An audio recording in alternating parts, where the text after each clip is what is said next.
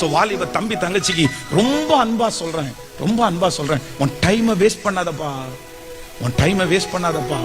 யாருக்காகவும் நீ டைமை வேஸ்ட் பண்ணாத. நீ ஒரு விஷயத்துக்காக நீ காத்திருக்கிற அப்படின்னு சொன்னா, நீ யாருக்காக காத்திருக்கிற? ஒரு போனுக்காக நீ காத்திருக்கிற, ஒரு எஸ்எம்எஸ்க்காக நீ காத்திருக்கிற, ஒரு வீடியோவுக்காக நீ காத்திருக்கிற. நீ இந்த மாதிரி காத்திருக்க வேண்டிய ஒரு பர்சனா? உனக்கு எந்த டார்கெட்டுமே இல்லையா? நீ எதுவுமே பண்ண முடியாதா? ஒரு பையன் அனுப்புகிற எஸ்எம்எஸ்க்காக ராத்திரி முழுக்க நீ காத்து கிடக்குற அப்படின்னு சொன்னா, உன்ன மாதிரி பரிதபிக்கப்பட்டவங்க யார் இருக்கா? ஒரு பொண்ணுக்காக, ஒரு பொண்ணு அனுப்புற அந்த காலுக்காக நீ தூங்காம காத்துட்டு இருப்பேன்னா, உன்ன மாதிரி பரிதபிக்கப்பட்டவங்க யார் இருக்காப்பா? யாருப்பா? நீ 5 வருஷம் சும்மா இருந்தா, 6 வருஷம் சும்மா இருந்தேன்னா திரும்பி நீ எப்படி எழும்ப முடியும்னு நினைக்கிற? உன்னுடைய மனசே பித்து பிடிச்சது மாதிரி ஆயிரும். நீ அடுத்து ஒரு ஸ்டெப்பும் வைக்க முடியாது, எதுவும் வைக்க முடியாது. சோ உன் ஆண்டவரை ஆசீர்வதிக்கணும்னா நீ எதிர்காலத்துல கர்த்தருக்காக பயன்படணும். நிறைய பேர் உன்னை மதிக்கணும். நீ நல்லபடியா வாழணும்னா உனக்கு கண்டிப்பா இந்த வயசுல என்ன இருக்கணும் அப்படின்னா தரிசனம்ன்ற ஒண்ணு. சோ சத்துருடைய இந்த தந்திரத்தை நீ தயவு செய்து கையில எடுக்காது.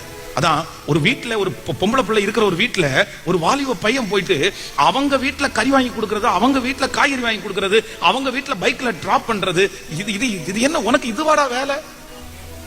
உனக்கு இதுவா வேலை?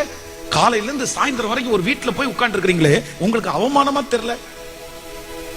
மற்ற எதுவுமே உங்களுக்கு இல்லையா? தெருவில் 4 பசங்களோட போய் உட்கார்ந்து பேசிட்டு இருந்தா இது என்ன அர்த்தம்? இன்னைக்கு நம்முடைய நிறைய விசுவாசிகளுடைய பிள்ளைகள் தெருவில் 4 பேரோட போய் நின்று பேசிட்டு இருக்கா. எப்பா நீ ஏன் அது? நான் என்ன சொல்றேன்னா, சந்தோஷமா இருக்க வேணாம் நான் சொல்லல. அந்த இடம் உனக்குரியது இல்லப்பா. அந்த இடத்துல நீ இருக்க கூடாது. உனக்கு வேற வேலை இருக்குது, உனக்கு நிறைய தரிசனம் இருக்குது. நீ ரொம்ப தூரம் போகணும். நீ எல்லாரும் மாதிரி கிடையாது, நீ சாதாரண மாதிரி கிடையாது. நீ அழைக்கும் போது, நீ பிறக்கும் போதே வேறு பிரிக்கப்பட்ட பிள்ளை. உங்க அம்மா உன்னுடைய வயிற்றுல உருவாகும் போதே வேறு பிரிக்கப்பட்ட பிள்ளை. எப்படி இந்த மோசையை ஆண்டவர் காப்பாத்தினாரோ அந்த மாதிரி நீ பிறக்கும் போதே உனக்கு நிறைய சவால் இருந்துச்சு. ஆனா கர்த்தர் மரணத்திலிருந்து உன்னை காப்பாத்தி இவ்வளவு தூரம் கர்த்தர் உன்னை கொண்டு வச்சிருக்கிறார்னா, உன் மேல திட்டம் இல்லாம கர்த்தர் வைக்கல. உன் மேல ஆண்டவருக்கு ஒரு பெரிய திட்டம் இருக்குது, ஒரு பெரிய உயர்வு உன் மேல. கர்த்தர் உன்னை கொண்டு பெரிய காரியத்தை நிச்சயமா ஆண்டவர் செய்ய போறாரு. பலவீனமான உங்களை கொண்டுதான் கர்த்தர் செய்ய போறாரு. ஒதுக்கப்பட்ட உங்களை கொண்டுதான் ஆண்டவர் செய்ய போறாரு.